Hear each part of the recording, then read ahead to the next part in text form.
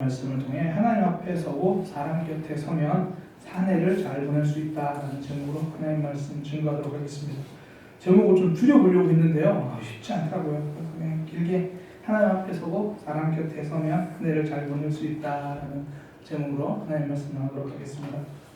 장거리 경주는 뒷심이 좋아야 합니다.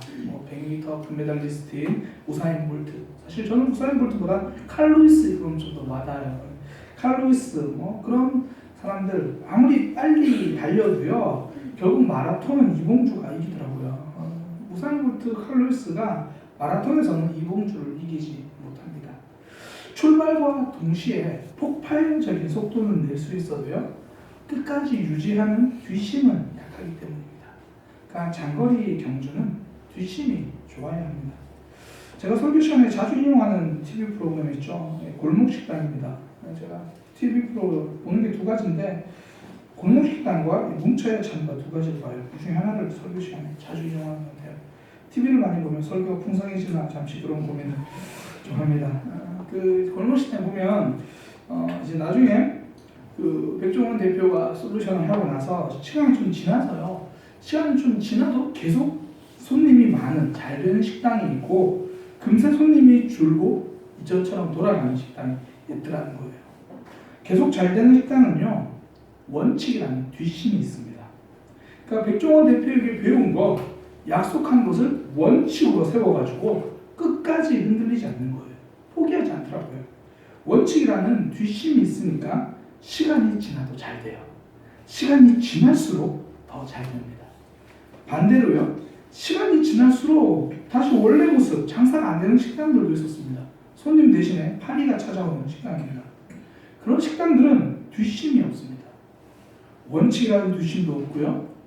특별히 소문날 만큼 맛있는 맛 그런 뒷심도 없어요. 그러니까 거기 등장하는 식당 사장님들 중에서는 누구라도 3, 4개월만 하고 끝내야지 그런 마음으로 그렇게 3, 4개월 경주라고 생각하고 식당 가시는 분들은 아무도 없었거든요. 계속 이어갈 장거리 경주라고 생각했습니다. 그런데도 우리 식당을 내 식당을 끝까지 이어갈 뒷심이 없는 거예요.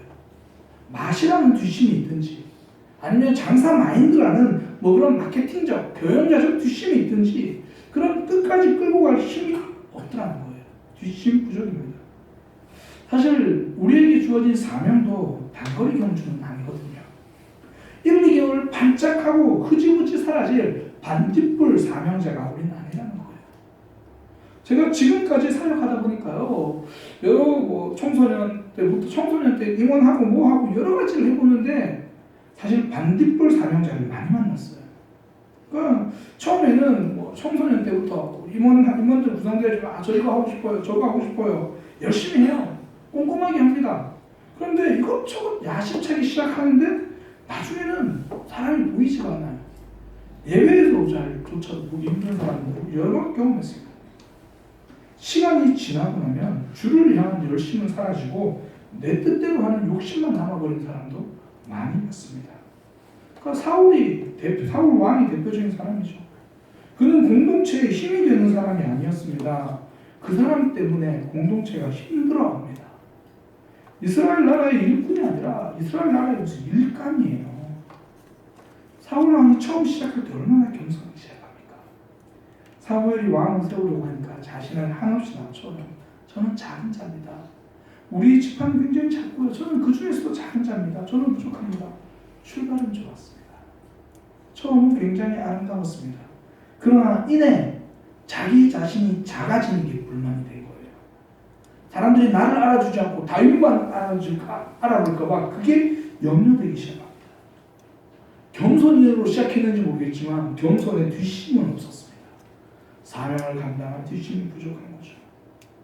사람들은요 첫눈에 반하지만 결국 사랑은 뒷모습 때문에 하게 되는 겁니다.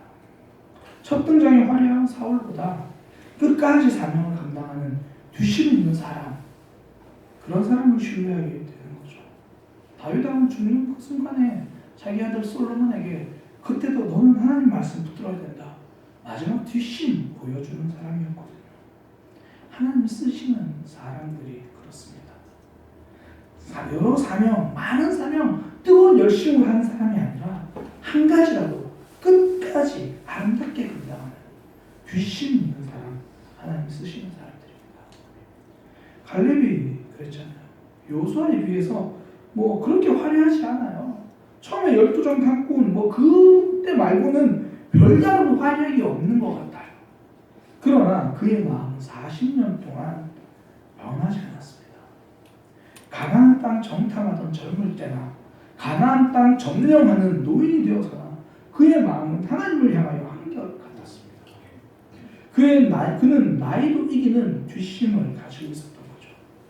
하나님이 맡기신 사명을 끝까지 감당하는 아름다운 사람이었습니다. 오늘은 2020년 첫 금요기도입니다. 한 해가 시작한 지금 우리가 맡은 사명, 우리의 신앙생활 최소한 2020년 12월까지는 아름답게 감당하는 믿음의 삶이 되시기를 소망합니다. 하나님 나라를 가는 그 순간까지 우리가 그 삶을 붙들고 갈 수 있기를 소망합니다. 그러기 위해서 우리도 뒷심이 있어야 하거든요. 반짝하는 열심이 아니라 끝까지 지치고 힘들 때 다시 한번 일어날 수 있는 그 힘, 뒷심이 있어야 합니다. 저는 오늘 디모데전서 1장 1절과 2절 말씀을 통해서 그 뒷심 두 가지를 소개하려고 하는 거예요. 첫 번째는 정체성입니다. 내가 누구인가 이걸 기억하는 거고요. 두 번째는 관계성이에요. 내가 지금 누구와 함께 있는가 관계성입니다. 첫 번째는 정체성입니다. 내가 누구인가. 내가 누구인지 알면 사명을 잘 감당할 수 있습니다. 제가 지난번 금요기도 때 말씀드렸던 책 같은데요. 습관에 대해서 이야기를 하면서 행동을 바꾸려고 하지 말고 정체성을 바꿔야 한다. 행동을 바꾸려는 사람은 쉽게 포기하지만 정체성을 바꾸는 사람은 계속 이어간다. 제가 그러면서 담배 이야기를 예로 들었던 기억이 납니다. 담배를 끊으려고 할 때 당신 담배 피십니까? 네, 저는 담배 끊은 사람입니다. 이거 하고 저는 비흡연자입니다. 다른 거예요. 정체성이 달라지니까 행동도 따라오는 거거든요. 성도는요, 정체성이 분명합니다. 성도의 정체성을 설명할 수 있는 말, 전 하나님 앞에 서 있는 사람 이렇게 생각합니다. 하나님 앞에 서 있는 사람. 바울은 이 정체성이 분명했거든요. 자신의 사명 이렇게 말합니다. 예수님의 명령 때문입니다. 그리스도 예수의 명령을 따라 그리스도 예수의 사도된 바울. 그러니까 내가 사도가 된 것은 예수님이 그렇게 명령을 시키기 때문입니다. 그러니까 바울의 사명은요, 바울의 자기가 해야 될 그 감당해야 될 일들은 예수님이 시킵니다. 다른 사람 앞이 아니라 하나님 앞에요. 누가 바울 보고 야, 너 당신 사도 아닌 것 같은데 당신 가짜 아닙니까? 누가 그렇게 말한들 바울은 눈도 깜짝 안 합니다. 그를 사도로 임명하신 분이 예수님이기 때문입니다. 바울은 하나님 앞에 서 있는 거예요. 그러니 바울이 사명을 감당할 때는 언제나 예수님 앞에, 하나님 앞에 그렇게 서 있으니까 사람들에게 흔들리지 않아요. 하나님 앞에 서면 사람 때문에 흔들리지 않습니다. 임명권자가 분명하기 때문이에요. 제가 아는 목사님 중에 덜컥 큰 교회 담임 목사가 되신 분이 계세요. 와, 어떻게 이런 역사가 덜컥 담임 목사, 큰 교회 담임 목사님 되셨어요. 그러니까 부산 지역이나 밑에 쪽에서 이름만 대면 그냥 다 아는 교회, 굉장히 큰 교회입니다. 그 교회 부교육자로 있으면서 굉장히 성실하게 잘하셨거든요. 그런데 그 교회 담임 목사님이 갑자기 미국으로 가시게 된 거예요. 그러니까 2개월 만에 부목사님이 갑자기 담임 목사님이 된 겁니다. 그러니까 그 전에 담임 목사님과 성도들은 모두 이제 좋겠다고, 저 담임 목사님 좋겠다고 생각했지만 본인은 아니라고 생각한 거예요. 내가 이런 교회를 할 수 있을까? 이런 전통 있는 교회를 내가 감당할 수 있을까? 그러니까요, 초반에는 이런저런 세미나 굉장히 많이 다니셨어요. 그러니까 이런 교회를 감당해야 되니까 굉장히 노력하셨거든요. 그런 이야기를 들으면서 저는 그 노력 이면에 있는 눈치를 보았습니다. 눈치 보고 있었던 거죠. 내가 과연 여기에 걸맞는 사람인가, 합당한 사람이 아니라고 생각하니까 노력하는 데 힘든 거예요. 근데 옆에서 보는 사람들이 보기에는 정말 그 교회에 딱 맞는 분인데 이렇게 생각하는데 본인은요 계속 힘들어요. 왜 그러냐면 무의식 중에 나를 담임 목사로 임명한 분이 전임 목사님이라고 생각하게 되는 거거든요. 전임 목사님이 빨리 가시면서 급하게 가시면서 마땅한 사람이 없으니까 그냥 맡기신 거라는 그런 마음이 깔려 있는 거예요. 그러니 자꾸 다른 사람의 평가에 눈이 가는 거죠. 사실 그 목사님에게 필요한 건 주위 사람들의 평가가 아닙니다. 목사님 잘하고 계십니다. 뭐 좋아요. 그런 얘기가 아니라 임명권자에 대한 확신입니다. 하나님이 나를 여기 담임 목사로 세우셨다. 나는 그 전통을 넘어서는 영원하신 하나님이 세우신 분이다. 이 확신이 필요한 거예요. 임명권자죠. 지금 목회는 굉장히 잘하고 계십니다. 하나님 앞에 서 있기 때문이죠. 제가 청년 시절부터 지금까지 많은 주일학교 교사, 학생 교사를 봤거든요. 그 중에 중간에 그만둔 사람들의 공통점, 한 6개월 하다가 그만두고, 1, 2개월 하다가 그만두고, 공통점이 있어요. 전도사님이 부탁해서 교사한 사람들이에요. 그러니까 임명권자가 전도사님이에요. 전도사님이 교사 좀 해주세요. 교사가 필요합니다. 전도사님이 부탁하셔서 한 거니까 전도사님에게만 미안하면 되는 거예요. 전도사님에게만 내 사정을 잘 설명하면 되는 거예요. 그런데 끝까지 교사라는 직분을 잘 감당하는 분들은요, 사명에 대한 자세를 가지더라고요. 비록 전도사님의 권면으로 시작했습니다. 그러나 하나님이 나를 불러주셨다는 것을 생각하는 거예요. 그러니까 전도사님의 안목이 아니라, 전도사님의 권면이 아니라 하나님의 안목, 하나님의 부르심이 전도사님의 입술을 통해서 그렇게 나를 교사로 세우셨다. 나의 임명권자는 하나님이다. 그러니 교사를 그만두려면 전도사님에게 미안한 게 아니라 하나님에게 미안한 거예요.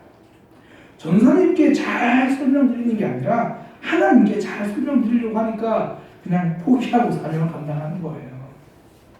그러니까 중간에 사람 때문에 힘들 일이 얼마나 많습니까?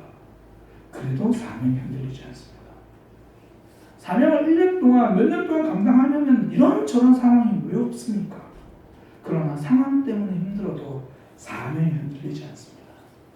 하나님 앞에 서니까 사람에게도 상황에게도 흔들리지 않습니다. 바울은 언제나 그랬습니다. 복음을 전하다가 고함을 받아 감옥에 갇히게 되었습니다.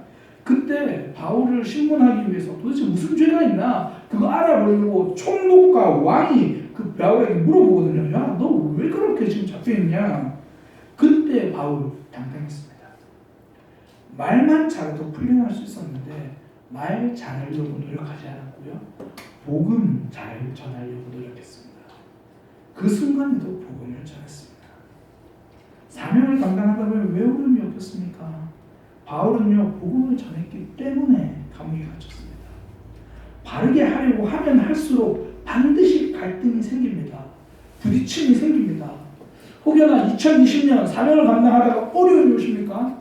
올 일이 생깁니까? 하나님께 감사하시기 바랍니다. 하나님, 부족한 제가 그래도 잘하고 있군요. 잘하면 어려움이 생겨요. 그때마다 가슴 속에 있는 임명장을 꺼내보시기 바랍니다. 하나님이 나를 부르셨다. 하나님이 나를 세우셨다. 이 임명장이 가슴 속에 있으면 두렵지 않습니다. 선배 목사님들이 예전에 늘 하시던 말씀, 요즘도 이런 얘기 잘 못 듣는데요. 그런 얘기를 많이 하시더라고요. 저도 청년 때 들은 이야기예요. 목사는 언제나 3가지 준비가 되어 있어야 합니다. 첫 번째는 설교 준비. 언제라도 설교가 주어지면 설교할 수 있는 준비가 되어야 한다. 3가지 준비가 되는 겁니다. 두 번째는 이사 준비. 언제든지 하나님이 부르시면 떠날 준비가 되어 있어야 한다. 세 번째는 죽을 준비. 언제든 사명이 끝나면 하나님께로 가야 될 준비를 해야 한다. 요즘 제가 가끔씩 그 생각이 들면 저는 이 3가지 아무것도 준비가 잘 안 되는 것 같아요. 설교 준비는 여전히 어렵고요. 이사 준비도 잘 모르겠고 죽을 준비도 잘 모르겠어요. 근데 결국 말하는 건 하나거든요. 하나님이 생명을 맡기신 만큼, 하나님이 사명을 맡기신 만큼 그거 잘 감당하라는 얘기예요. 그러니까 반대로 하나님이 맡기셨으면 최선을 다하라, 그 이야기거든요. 그러니까 죽을 준비를 하라는 얘기는요, 지금 열심히 살 준비를 하라는 이야기입니다. 하나님의 뜻을 따라 이사갈 준비를 하라는 말 아니에요. 지금 있는 곳에서 하나님의 뜻 따라 열심히 사명 감당하라는 말입니다. 하나님이 보내신 곳에 어디든지 충성하라는 말이잖아요. 내 생명을 임명하신 분도 하나님이시고, 우리의 사명을 임명하신 분도 하나님이십니다. 그러니까 성도의 뒷심은요, 정체성이에요. 하나님이 나를 임명하셨다. 이 임명장을 가슴에 품고 살면 우리가 한 해를 잘 보낼 수 있는 겁니다. 사명을 잘 감당할 수 있는 거죠. 성도는 하나님 앞에 서서 그 임명장 붙들고 사명을 감당하는 사람입니다. 두 번째는 관계성입니다. 그러니까 디모데전서, 디모데후서는 바울이 디모데에게 보낸 편지입니다. 그 편지를 보내면서 디모데를 향해서 이렇게 말해요. 믿음 안에서 참 아들 된 디모데. 그러니까 디모데는 바울이 이렇게 말하는 것, 너는 나의 믿음의 자녀야. 육신으로는 피 한 방울 섞이지 않았지만 영적으로 양육하고 훈련하고 함께 하나님에 대해서 나누는 사람이다. 성도는 영적인 관계성을 유지하는 사람입니다. 신앙생활은 혼자 하는 게 아니기 때문이거든요. 혼자 하는 것이 아닙니다. 공동체와 함께 하는 것, 이것이 신앙생활입니다. 예수님도 12제자를 부르셨잖아요. 한 사람만 달랑 부르지 않았어요. 혹시 실패할까 봐 여유분으로 스페어로 한 10명 정도 스페어로 만들어놔야지 제대로 된 두 사람은 나오겠지. 그런 거 아니에요. 함께 있어야 배우는 것이 있기 때문입니다. 함께 있어야 든든하게 세워지기 때문에 공동체로 부르신 겁니다. 그러니까 제자들을 파송할 때도 최소 2명씩 묶어서 보내시잖아요. 믿음 생활은 사명 감당은 공동체 없이 할 수 없기 때문에, 공동체 없이는 사명을 감당할 수 없기 때문입니다. 초대교회를 이끌었던 키프리아누스, 이름 굉장히 생소하던데 이 사람 말고 더 유명한 사람이 있는데 제가 못 찾았어요. 키프리아누스 이 신학자가 이런 이야기를 했습니다. 이 사람이 원조긴 한데 그 AD 200년대 사람이거든요. 이렇게 말합니다. 하나님을 아버지로 섬기는 자들은 교회를 어머니로 생각해야 한다. 그러니까 믿음은 공동체 안에서 자란다는 거예요. 공동체 안에서 양육되어 줄 수 있다는 거죠. 영적인 관계성이 있으면 사명을 잘 감당할 수 있다는 거예요. 내 신앙 잘할 수 있다는 거죠. 디모데 전서가 그 증거예요. 바울이 디모데에게 목회를 잘할 수 있도록 편지를 써준 게 디모데 전서잖아요. 한마디로 디모데가 사명을 잘 감당할 수 있도록 바울이 하나하나 친절하게 알려준 거예요. 그 디모데 전서 우리가 쭉 살펴볼 건데요. 여기 내용 보면 그런 거예요. 어떻게 가르쳐야 하는지, 사람을 세울 때는 어떻게 세워야 하는지 정말 친절하게 잘 나와 있습니다. 바울이 디모데에게 꼼꼼하게 알려주는 거예요. 그러니까 디모데는 바울과 영적인 관계성이 있었기 때문이거든요. 그러니까 사명을 감당하는데 큰 도움을 바울에게 받고 있는 겁니다. 어떻게 해야 될지 잘 모를 때 있잖아요. 무서울 때도 있고 두려울 때도 있죠. 어려울 때 있잖아요. 옆에 바울이 하나하나 알려주는 거예요. 근데 이 신학자들은 디모데를 굉장히 소심한 사람이라고 이야기를 합니다. 그 중에 하나가 뭐 위장병이 있었거든요. 그 위장병이 있어서 맨날 나 어떡하지. 그러니까 자신이 나이가 어린 것에 대해서 위축되고 있었던 사람. 나중에 디모데전서에 보면 나와요. 너 나이 어리다고 너무 그렇게 소심하게 하지 마라. 나이 어리다고 사람들을 업신여기지 못하게 그렇게 해라. 뭐 그런 얘기 하는 거예요. 오늘날로 말하면 그거죠. 나는 경험이 없는데, 난 이거 잘못하는데. 늘 자신감이 없는 그 디모데에게 바울의 편지는요, 무엇보다 힘이 되는 거예요. 이거 어떤 게 옳지? 어떻게 해야 되지? 바울 선생님이 보낸 편지를 읽어보는 거예요. 그래, 이렇게 하는 것이, 저렇게 하는 것이. 바울은요, 디모데에게 하나님이 붙여주신 뒷심입니다. 사명을 잘 감당할 수 있도록, 끝까지 감당할 수 있도록 붙여주신, 그렇게 하나님이 주신 선물이에요. 목사님, 저도 사명을 감당할 때 바울 같은 분이 좀 있었으면 좋겠어요. 왜 저에게는 이런 편지가 왜 없죠? 뭐 이재균 전서, 이재균 후서 힘들 때 이렇게 막 왜 있었으면 좀 좋겠어요. 네. 비결은요, 들음이에요. 들음. 내가 듣기 시작하면 좋은 스승이 만들어집니다. 내 귀가 열리면 스승이 찾아오는 겁니다. 좋은 말을 해주는 사람이 적은 게 아니라 좋은 말을 듣고 행하는 사람이 적은 겁니다. 저에게는 멘토가 되시는 목사님들이 몇 분 계세요. 근데 인간적으로 보면요, 모든 부분에서 완벽한 분들이라고 말할 수 없습니다. 그럼 모두가 바울 같은 분들은 아니에요. 그러나 저에게는 바울과 같은 분들입니다. 왜냐하면 제가 그분들의 조언을 들을 때 굉장히 달게 듣거든요. 그 이야기를 듣고 다음번에 만날 때 제가 웬만하면 그 이야기를 해드려요.